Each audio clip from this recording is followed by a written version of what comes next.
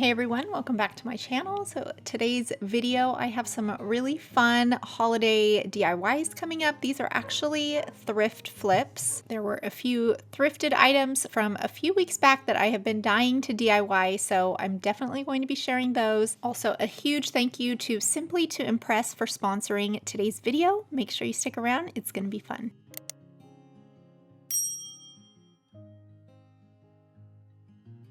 Okay, so jumping right in, if you guys remember this video from a few weeks back, I had found some really cute holiday items at the thrift store that I wanted to DIY.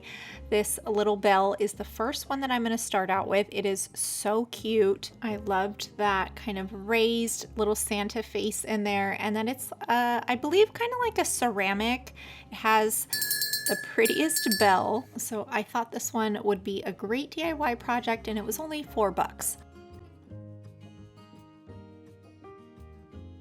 What I had envisioned when I picked this up was kind of making it look a little bit of like a metal type bell, like an old world type big Santa bell. So I found this Rust-Oleum at Ace. It is in burnished amber. I will also link it below. I believe you can find it on Amazon, so I'll make sure I link that for you guys. But what I loved about this also is that it kind of has this hammered effect, which I feel like is going to really help it give that metal old world look. So what I'm planning on doing is using this as a base and then going over it with some gold, and we'll see how that looks. So this is the antique gold rub and buff. This goes such a long way. You can also find it on Amazon. I'm just using an old paintbrush that is not fancy in any type of way, and I'm just gonna rub some of that rub and buff on here. Once I put it on like a piece of cardboard, I do kind of rub a little bit off on the cardboard because I don't want to fully I don't know, douse the bell in gold, just very, very lightly. And like I said, a little goes a long way. I don't think I went back for more gold very many times. I just kind of use what's on the bell and like spread it out, and see, I got a little bit much on there, but I'm just kind of using that and spreading it out, and once it gets in the paintbrush, it really does go a long way.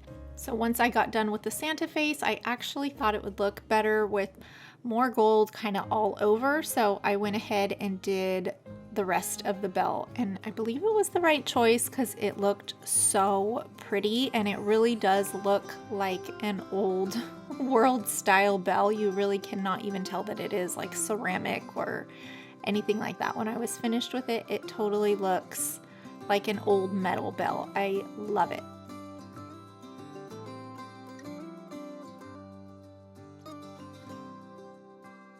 This little bell turned out so much better than I expected it to. It looks so beautiful. I feel like I can put it anywhere in my house and it just looks stunning wherever I put it. It is really, really pretty. I love how it turned out. I had so much fun styling these and taking lots of fun videos and pictures with all the Christmas decor out and ready to be put up any day now. So we also had family pictures. This path of olive trees, I have been wanting to take family pictures in for probably about 2 years now, and so we finally did it. If you often take family holiday portraits, you know the struggle of getting the kids together and everybody dressed, and we do them ourselves with the tripod. And we try to make it fun, but you know, there's always those things like shoes don't fit and everything's falling apart. I feel like it's part of the experience though. So for several years now, we've been using Simply to Impress for our holiday cards. They have the best quality cardstock, printing, and premium lined envelopes. I really love how the cards turned out this year. We put a really fun picture on the back as well. The quality of Simply to Impress is so superior, and I love that you can design your card exactly to your liking on simplytoimpress.com. You can get 35% off all custom holiday cards plus free shipping by using the code Valerie35 at checkout. Also, all orders that are over $75 will receive a complimentary holiday card display garland while supplies last. Visit simplytoimpress.com and get designing your holiday cards today. So this next DIY I was so excited to try. I actually saw this on TikTok of all places, and it is basically where you just take a little village house. I found this really cute little two-piece one at the thrift store, and you can also use a different style village too. I don't think it really matters. It just depends on your liking, I think. So I gave this a good wipe down and a good cleaning before I used the spray paint. So this is what I used. I will link it below. It's Rust-Oleum in the warm caramel color. So just to give you guys kind of an idea of the look I'm going for, these are on potterybarn.com, and these are like little faux gingerbread village type houses. So it's essentially like a ceramic type house with like white paint on the outside. So we're going to spray paint the old village and make it look like more of a gingerbread house.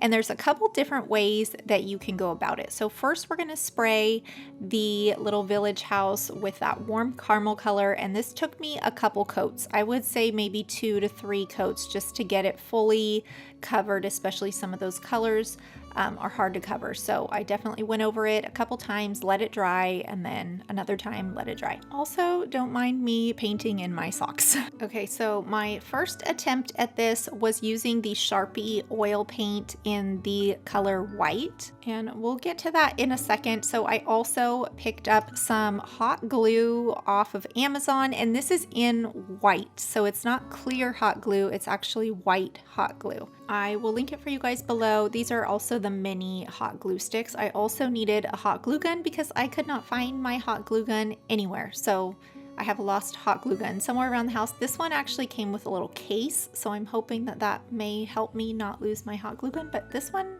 I really liked it. So you guys have to bear with me. I did not practice ahead of time with this hot glue gun like I probably should have. So you can see the white Sharpie on the side there. I really tried with the white Sharpie, and I just don't know if it was my white Sharpie or not. I just didn't have the best turnout with it.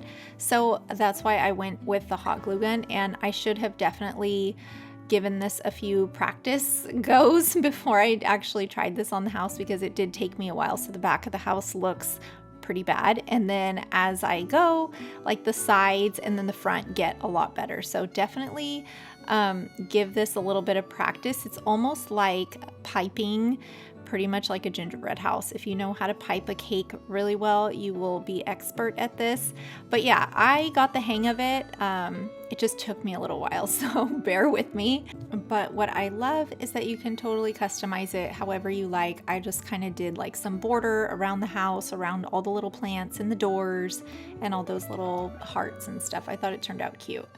So I also found this little kind of pottery planter type bowl. I'm not sure if it was a planter or like a candle holder. I couldn't figure it out, but I flipped it over because I actually liked the big opening for kind of a centerpiece type, although the colors were really bad. So I am going back to this burnished amber because I'm kind of obsessed with how that bell turned out. So I wanted to do a kind of a matching planter so we can kind of sprinkle this gorgeous brassy gold brown all over the house. I did about 2 coats on this little planter and then let it dry and then flipped it upside down just so I could get those under parts. So I'm going in again with the same Rub and Buff in antique gold, again with the same paintbrush, and like I said, I just put a little bit of this on like a piece of cardboard or paper plate, dip the paintbrush and just lightly kind of brush over that planter. And you can also grab like a napkin or paper towel or something and kind of blot it and help rub some of that gold in. It doesn't help a ton, but it does make a tiny bit of a difference. So I try to be really careful not to get kind of like brush strokes from the paintbrush. I try to make it look as authentic as possible. So very similar look to the bell I did earlier, using that brown as a base and then the gold over, so you can kind of see that brown peeking through, and they just look really, really pretty together. I feel like these 2 colors, the gold and that burnished amber, really complement each other really well. So there's a couple different ways I styled this. So I plopped a little faux tree in there and I thought that looked really cute. You could even add some moss to kind of cover that empty space on the top.